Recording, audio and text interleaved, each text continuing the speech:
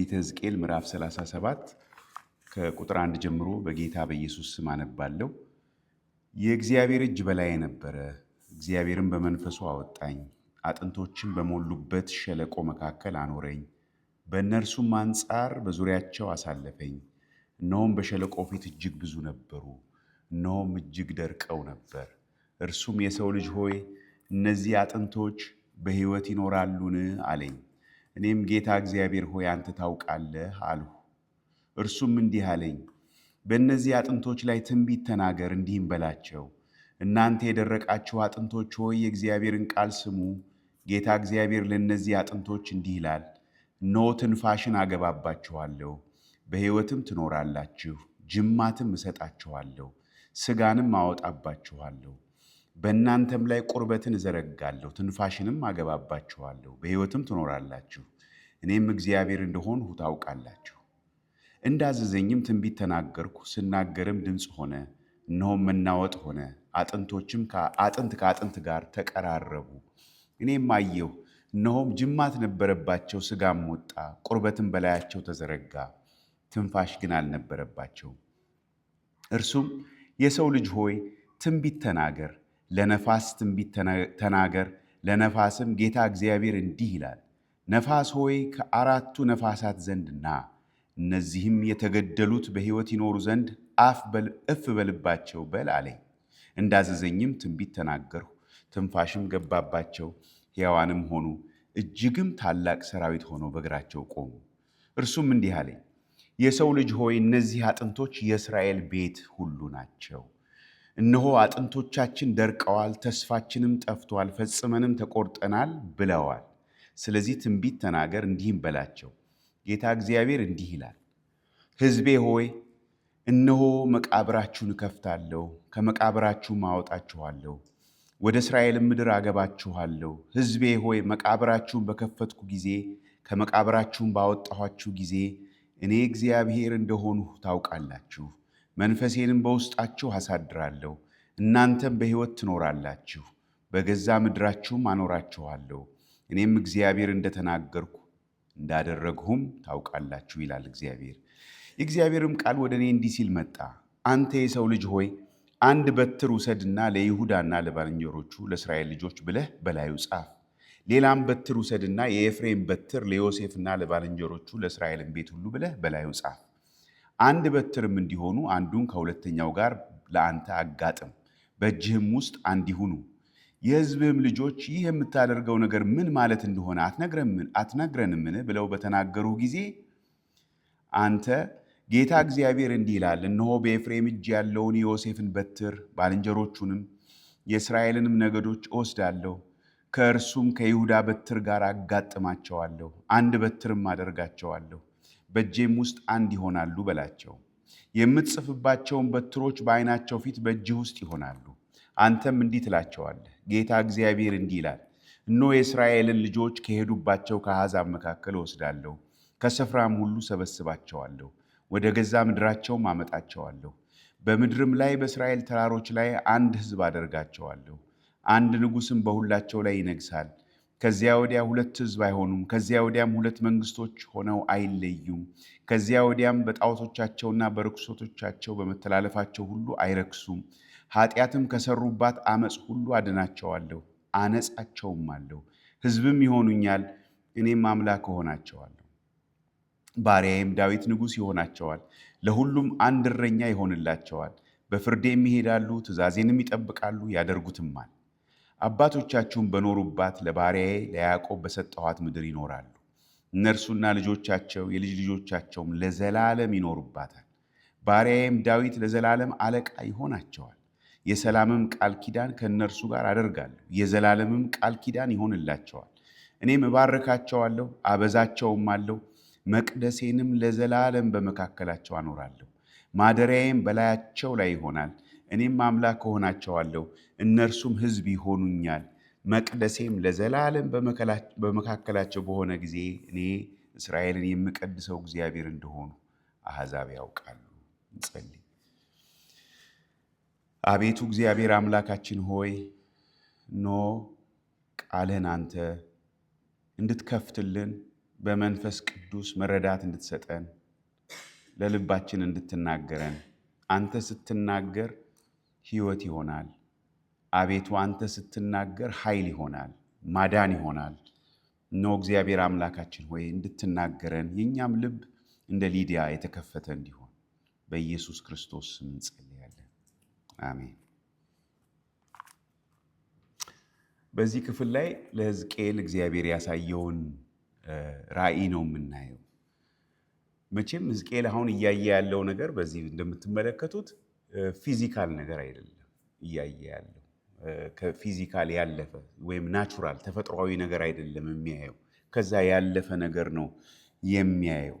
እና ያየው ምን እንደሆነ ስንመለከት በአጥንቶች የሞሉበት ሸለቆ ነው የሚያየው። ጉድጓድ ብለን እናስብ።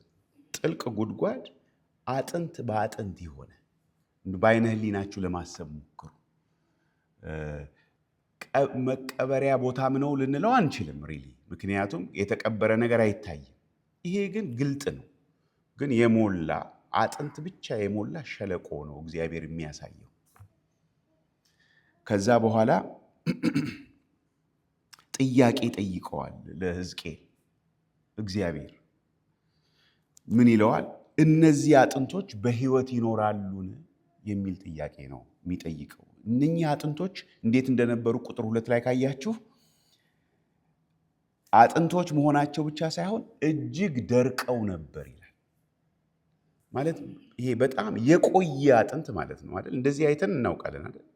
የእንስሳም ቢሆን የደረቀ በጣም የቆየ አጥንት አሁን በሕይወት ይኖራሉን ይለዋል እያየ። ምን አይነት ጥያቄ ነው ይሄ ጥያቄ? እና ሕዝቅኤል ይኖራሉ አይልም። እንዴት ይቻላል እንደዛ ማለት? እንደው ትኩስ እንኳን ሬሳ ቢሆን እንደው ምናልባት እንግዲህ ምናልባት ይሄ ሬሳ ብቻ አይደለም፣ አጥንት ብቻ አይደለም፣ የደረቁ አጥንቶች ናቸው። በጣም ደርቀው ነበር ይላል። እንግዲህ እግዚአብሔር ቃል አለ ምክንያት አይደለም የሚናገረን እነኝህን ዝርዝር ሐሳቦች። እና ሲጠይቀው ሕዝቅኤል የመለሰው እግዚአብሔር የሰው ልጅ ሆይ ነው እያለ የሚያናግረው ሕዝቅኤልን። የሰው ልጅ ሆይ እነዚህ አጥንቶች በሕይወት ይኖራሉን ሲለው፣ እሱ ደግሞ ጌታ እግዚአብሔር ሆይ አንተ ታውቃለህ አልሁ። በእንግሊዝኛው ባይብል ላይ ሳቨረን ሎርድ ይላል፣ ሁሉን የምትችል አንተ። በአዶናይ ጀሆቫ ጌታም ሁሉ በሁሉ የሆንክ አንተ እግዚአብሔር ነው የምታውቀው ይሄንን ነገር። እኔ አላቅም፣ አንተ ታውቃለህ። እኔ አላቅም። ይኖራሉ፣ እኔ አላቅም፣ አንተ ታውቃለህ።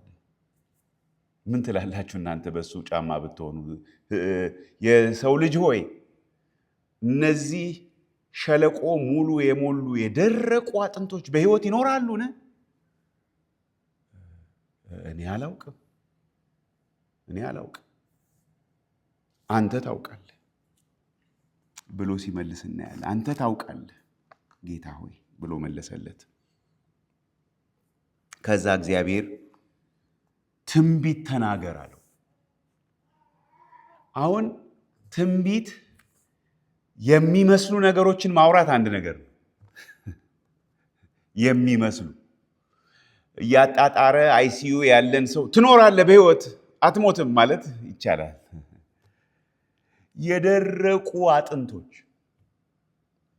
ለዘመናት ማለት ነው። በቃ እነሱን ሄዶ ለነሱ ትንቢት ተናገር አለው። እንደዚህ አይነት ትንቢት መናገር የሚቻለው እግዚአብሔር ካለ ብቻ ነው። ከእግዚአብሔር ውጪ ሰው በራሱ ተነሳስቶ እንደዚህ አይነት ነገር አይሞክርም። ስለዚህ ለሕዝቅኤል ምን አለው? ትንቢት ተናገር አለው። እና ሰው ሊለው የማይችለውን ነገር ነው እንዲናገር የሚነግረው። እና የሚያናገረው ደግሞ ማንን እንደሆነ ካያቸው አጥንቶቹን፣ ከአጥንቶቹ ጋር ነው የሚነጋገረው። አጥንቶቹን ነው የሚናገረው። ቁጥር 4 ላይ ካያችሁ በእነዚህ አጥንቶች ላይ ትንቢት ተናገር። እንዲህም በላቸው፣ እናንተ የደረቃችሁ አጥንቶች ሆይ የእግዚአብሔርን ቃል ስሙ።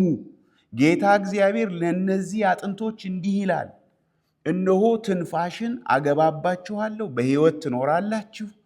ጅማት እሰጣችኋለሁ፣ ሥጋንም አወጣባችኋለሁ። በእናንተ ላይ ቁርበትን እዘረጋለሁ፣ ትንፋሽን አገባባችኋለሁ፣ በሕይወትም ትኖራላችሁ። እኔም እግዚአብሔር እንደሆንኩ ታውቃላችሁ እያለ አንድ ሰው ከአጥንቶች ጋር ሲያወራ ብታየው እናንተ ምንድን ነው የምትሉት? የት ነው የምትወስዱት? ይሄንን ሰው የሆነ ቦታ አትወስዱትም? ይሄንን ነው የምናየው እዚህ ውስጥ።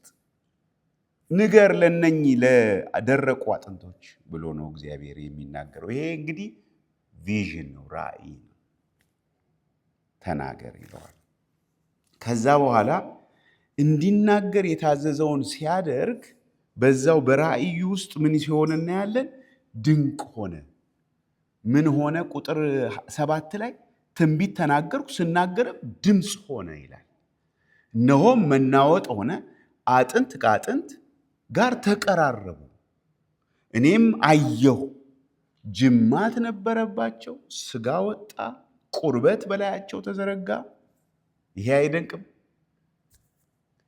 ስለዚህ አሁን ከደረቁ አጥንት ወደ ምን መጡ ማለት ነው? ወደ ሬሳ ሆኑ። ምክንያቱም ምን ይላል? ትንፋሽ ግን አልነበረባቸውም። ይሄ ራሱ በቃ የሚደንቅ እኮ ነው። በቃ እዚህ ጋር ልናቆም እንችላለን።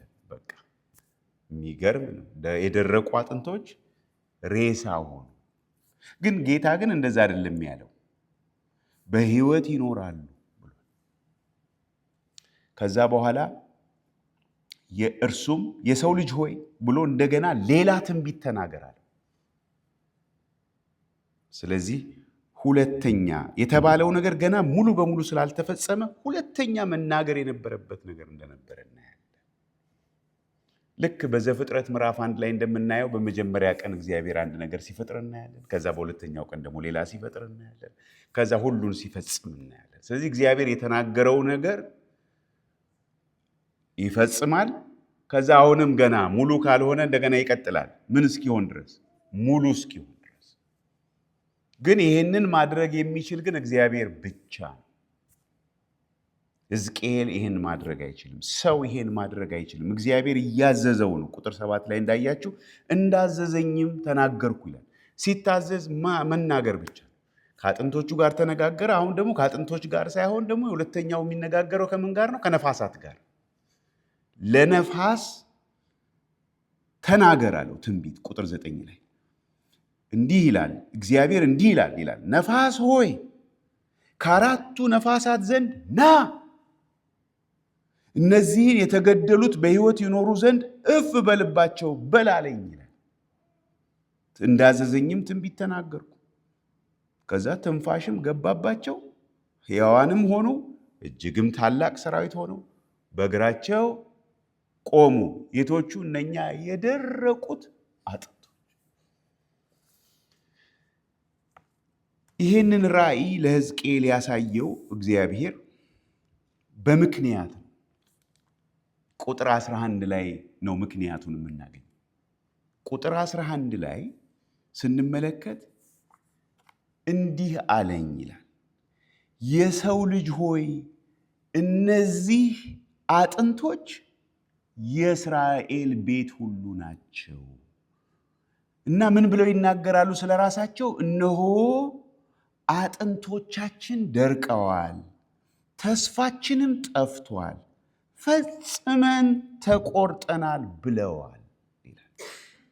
እስራኤላውያኑ ስለ ራሳቸው የሚረዱትና የሚሉት ነገር ይሄ እነሱ ራሳቸው የሆኑትን ነገር እንደው እንደኛ ዘመን ሰዎች በቃ አይደለም፣ ሲያማቸው አላመመንም፣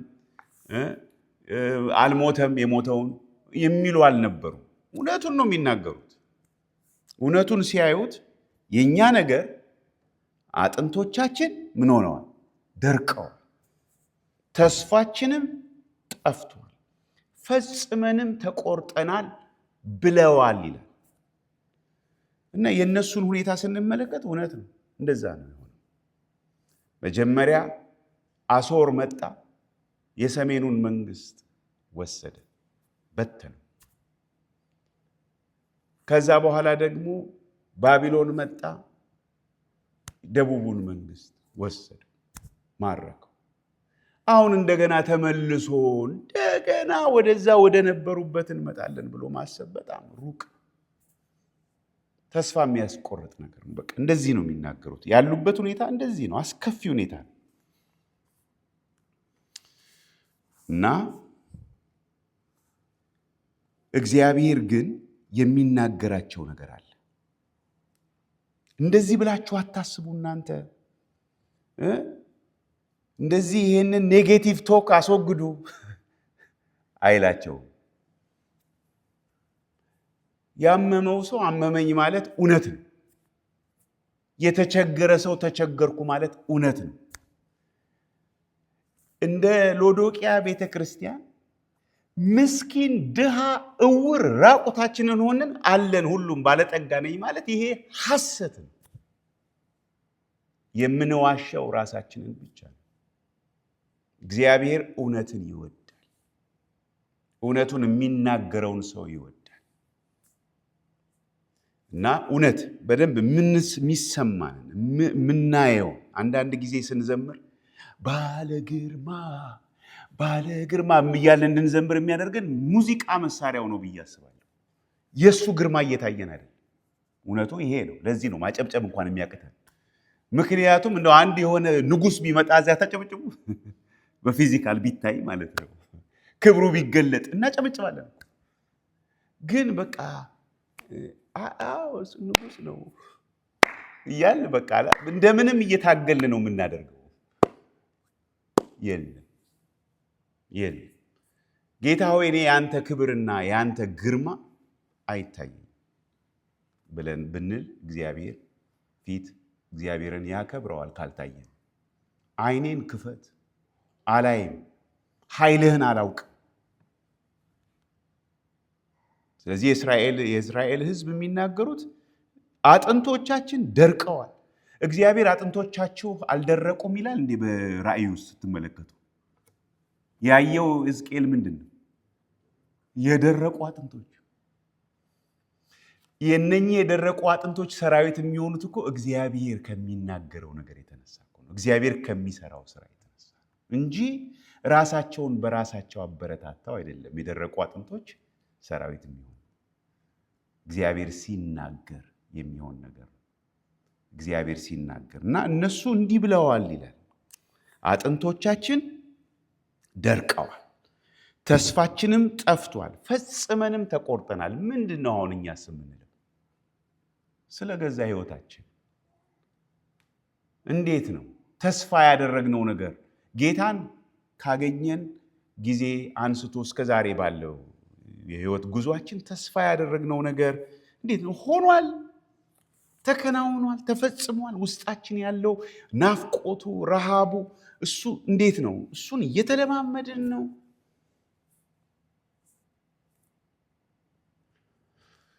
ምን እንላለን? በእግዚአብሔር ፊት ምንድን ነው የምንለው? እግዚአብሔር ያንን እንድንነግረው ይፈልጋል።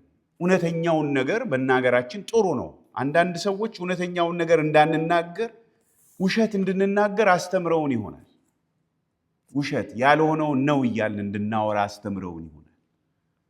ተሸንፈን ድል እያደረግን ነው እንድንል አድርገውን ይሆናል። የእውነት መዝሙር ሳይሆን የሐሰት መዝሙር አዘምረውን ይሆናል። እነሱ እኮ እውነታቸውን ዘምረው ይሆናል፣ ግን እኛ ዝም ብለን እያስተጋባን ይሆናል። ግን እውነተኛ እንዴት ነው? የህይወታችን ሁኔታ እንዴት ነው? እንደዚህ እንደ እስራኤል ሰዎች ንግግር አይነት ነገር ይሰማናል። የደረቀ ነገር ይሰማናል። እንደደረቁ አጥንቶች አይነት ነገር ይሰማናል። ህይወት የጎደለው ነገር ይሰማናል። መንፈስ የሞላበት ነገር፣ መንፈስ ቅዱስ የሚሰራበት ነገር በህይወታችን እንደምንፈልገው ያልሆነ መሆኑ ይታየናል። እንደዛ ነው እስራኤላውያን፣ እንደዛ ነው የሚሰማቸው። ጠፍተናል ነው የሚሉት። ጠፍተናል፣ አጥንቶቻችን ደርቀዋል፣ ተስፋችንም ጠፍቷል፣ ፈጽመንም ተቆርጠናል። ይላሉ። ስለዚህ ይሄ መልእክት ይሄ ራእይ ይላል ለሕዝቅኤል ሲነግረው እነዚህ አጥንቶች የእስራኤል ቤት ሁሉ ናቸው እና እንዲህ በላቸው ይላል ቁጥር 12 ላይ። ስለዚህ ትንቢት ተናገር እንዲህ በላቸው፣ ጌታ እግዚአብሔር እንዲህ ይላል፣ ሕዝቤ ሆይ እነሆ መቃብራችሁን እከፍታለሁ፣ ከመቃብራችሁም አወጣችኋለሁ፣ ወደ እስራኤል ምድር አገባችኋለሁ። ሕዝቤ ሆይ መቃብራችሁን በከፈትኩ ጊዜ፣ ከመቃብራችሁ ባወጣኋችሁ ጊዜ እኔ እግዚአብሔር እንደሆንሁ ታውቃላችሁ። መንፈሴን በውስጣችሁ አሳድራለሁ፣ እናንተም በሕይወት ትኖራላችሁ፣ በገዛ ምድራችሁም አኖራችኋለሁ። እኔም እግዚአብሔር እንደተናገርኩ እንዳደረግሁም ታውቃላችሁ ይላል እግዚአብሔር ይላል። የሚገርም ነው። ይሄንን ነው አሁን እንዲያውቁ ህዝቡ የፈለገው እግዚአብሔር። እዚህ ጋር ግን አያቆምም። አሁን እስከ ቁጥር 14 ያየነው አለ። ከቁጥር 15 አላነበውም ጀምሮ እስከ 22 ባለው ውስጥ ደግሞ ምን ይላቸዋል? ይሄ የተከፈለው ለሁለት የተከፈለው መንግስት አንድ ይሆናል ይላቸዋል። ይሄ በጣም የሚገርም ነው። ለነሱ በጣም ሩቅ ነው። አንድ ይሆናል ይላቸዋል። ከዛ ቁጥር 23 ጀምሮ ደግሞ ምን ይላቸዋል?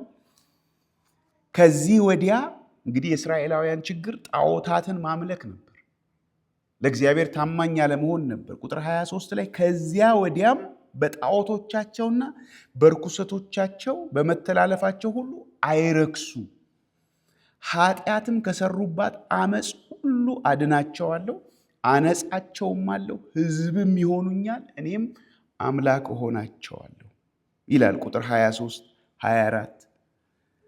24 ላይ ደግሞ ባሪያዬ ዳዊት ንጉሥ ይሆናቸዋል፣ ለሁሉም አንድ እረኛ ይሆንላቸዋል። ታውቃላችሁ ዳዊት የለም በዚህ ዘመን። ዳዊት እኮ ከዚህ በፊት ነው። ስለዚህ የሚናገረው ስለማን እንደሆነ ልብ ማለት አለብን። ባሪያዬ ዳዊት ንጉሥ ይሆናቸዋል፣ ለሁሉም አንድ እረኛ ይሆንላቸዋል፣ በፍርዴ ይሄዳሉ፣ ትእዛዜን ይጠብቃሉ፣ ያደርጓትማል ይላል።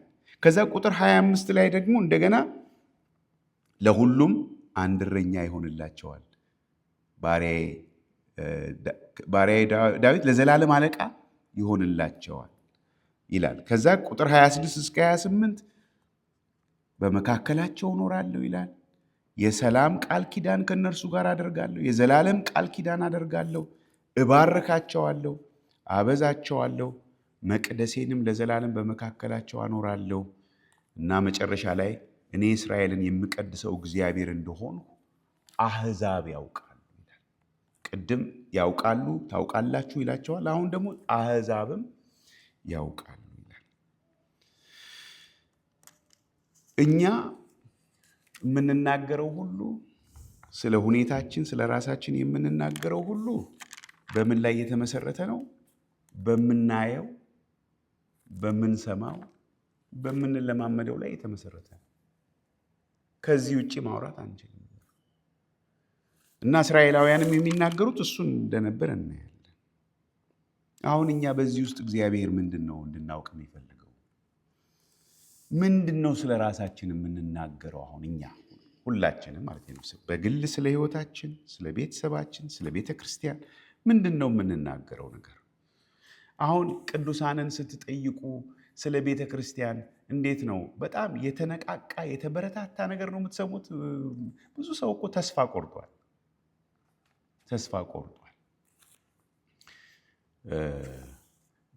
ምናልባት አንናገረው ይሆናል ደፍረን፣ ግን ልባችን ግን የሚናገረው ነገር አለ። አመፃ ሰፍኗል ብዬ በጠይቃችሁ በእግዚአብሔር ቤት የእግዚአብሔር ቃል ተጥሏል ወይ ብዬ በጠይቃችሁ፣ ድፍረት በዝቷል፣ በእግዚአብሔር ስም ብዙ ድፍረት ይደረጋል ወይ ብዬ በጠይቃችሁ፣ እናንተ የምትሉትን አስቡ። ምንድን ነው የምንናገረው? ስለኛ፣ ስለ ራሳችን፣ ስለ ሁኔታችን።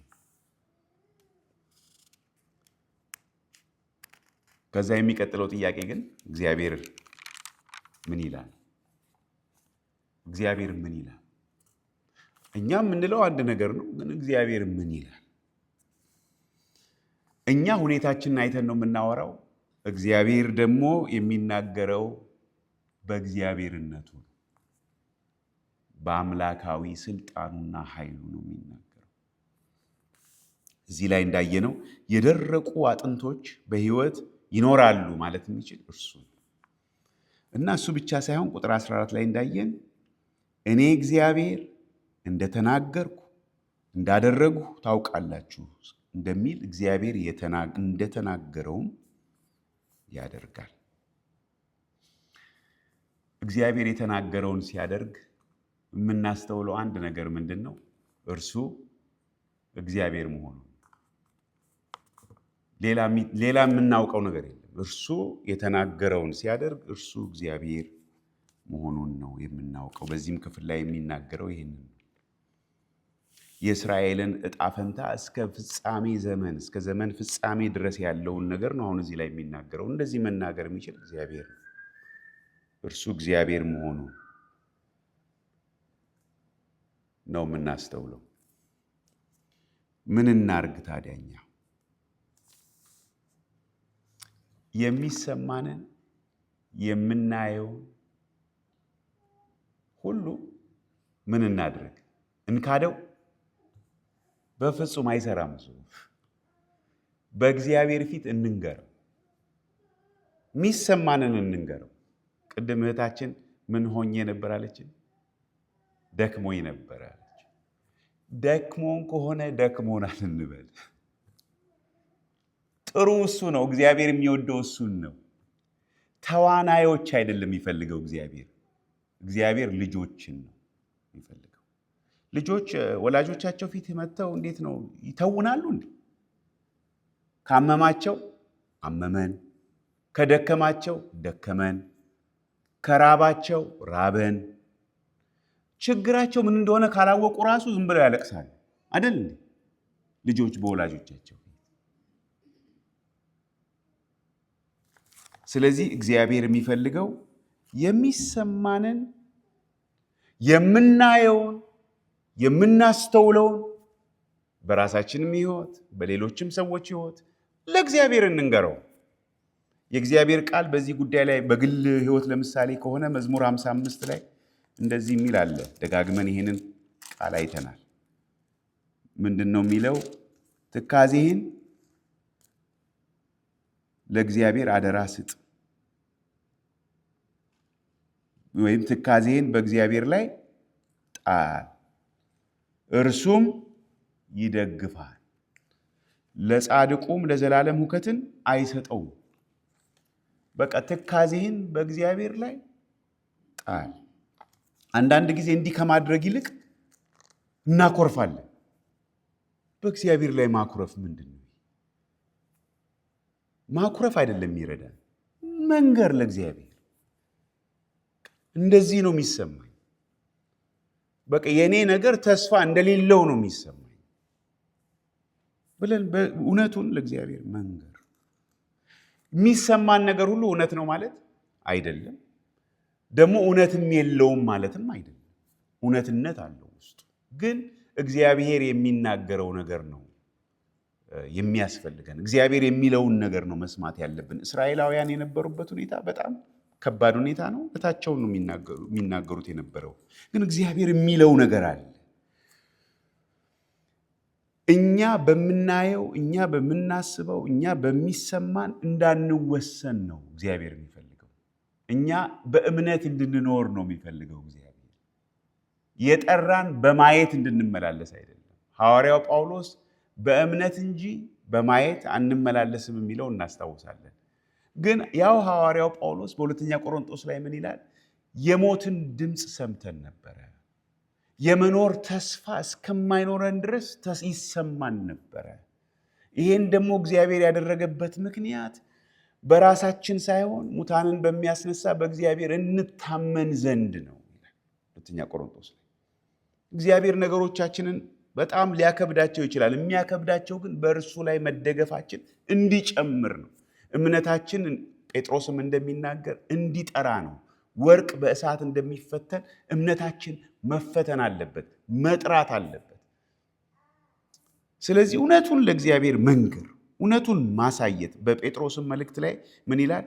እርሱ ስለ እናንተ ያስባልና የሚያስጨንቃችሁን ሁሉ በእርሱ ላይ ጣሉት።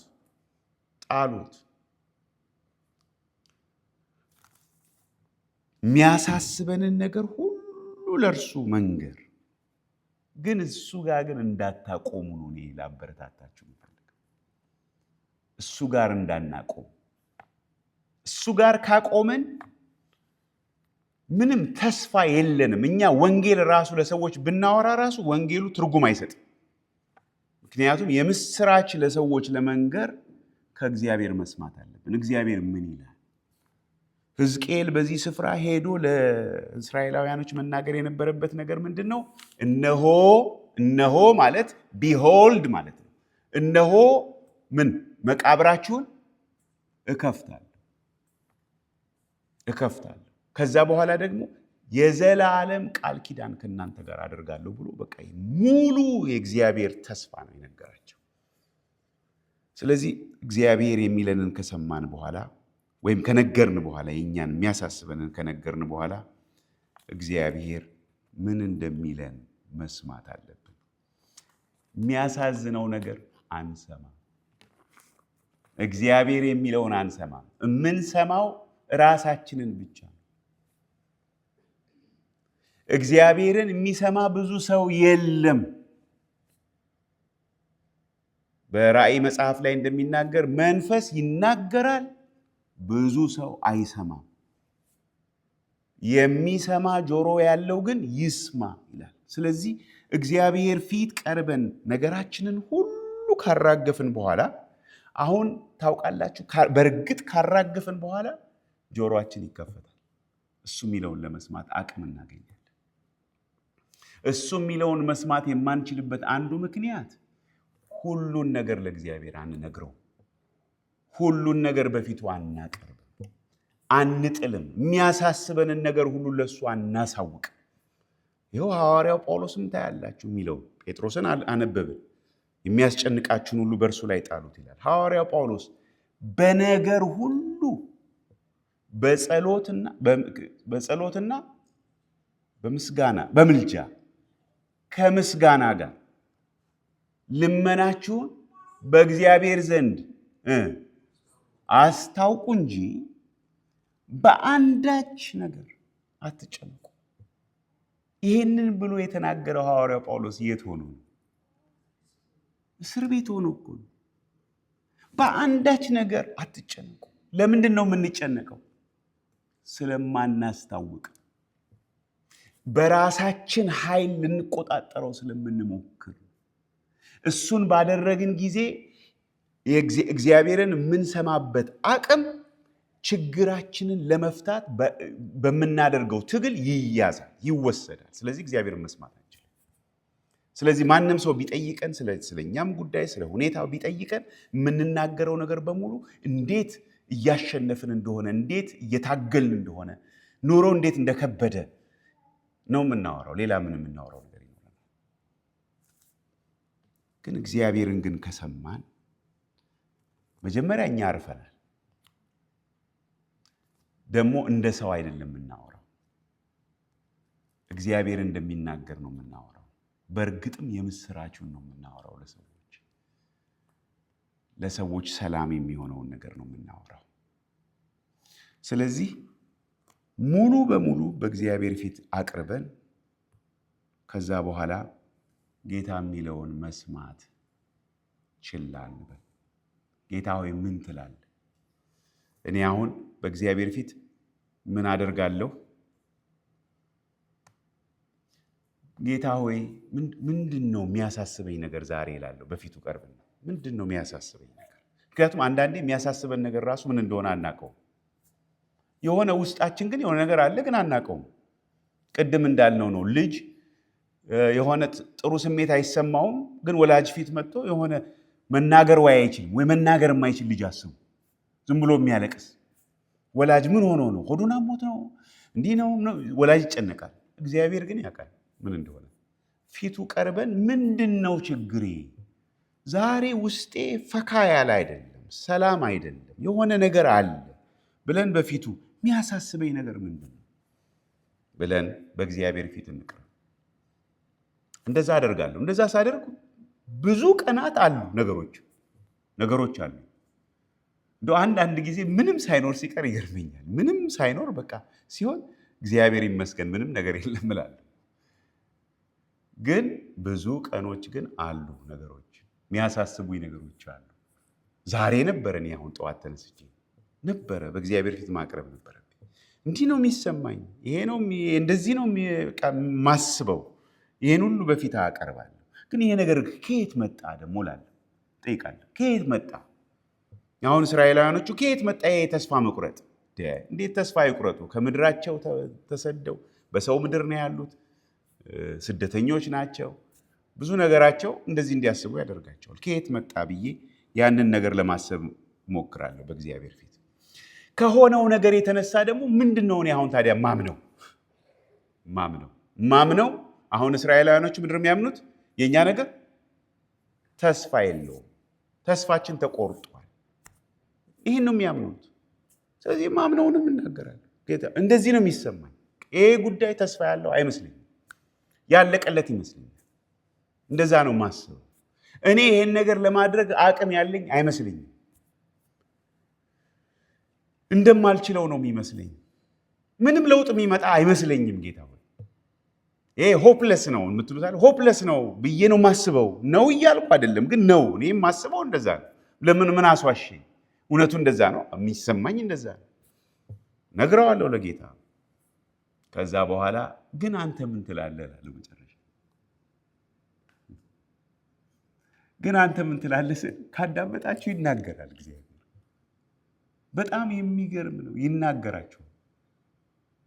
እኔ አሁን ትላንትና እንደዚህ ብዬ በፊቱ ቀረብኩና ከዛ ልክ መዝሙር ሰው እንደሚከፍት የሆነ መዝሙር ውስጥ የተከፈተ መዝሙሩን እኔ አልዘምረው፣ የምዘምረው መዝሙር አይደለም። ቃላቶቹንም በደንብ አላቃቸው። የማውቀው የአዝማቹን የመጀመሪያ ክፍል ብቻ ነው። ከዛ ገባኝ ይሄ ነገር አለው ብዬ ቆይ መዝሙር ሊሪክሱን ላንብብ ብዬ ሊሪክሱን ሳነብ የዘረዘርኳቸውን ጥያቄዎች በሙሉ የሚመልስ መዝሙር እና ለካ እግዚአብሔር የሚነግረኝ ምንድን ነው?